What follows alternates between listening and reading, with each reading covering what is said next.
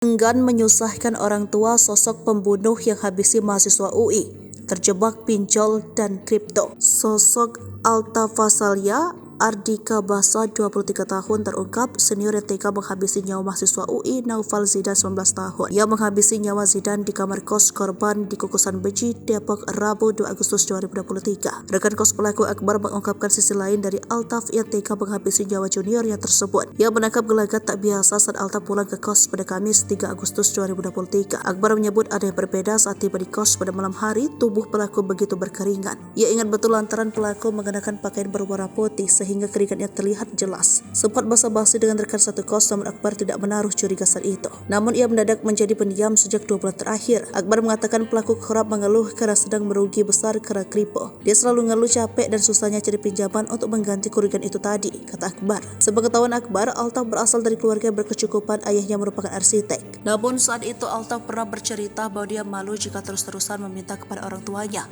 termasuk untuk membayar utang pinjol yang berasal dari kripto. Dia pernah minta ke orang tua, tapi dia lama-kelamaan kayak gak enak minta sama orang tua terus. Jadi dia mikir untuk menyelesaikan masalahnya sendiri, tapi caranya gak pernah dijelaskan ke kita, ujar Akbar.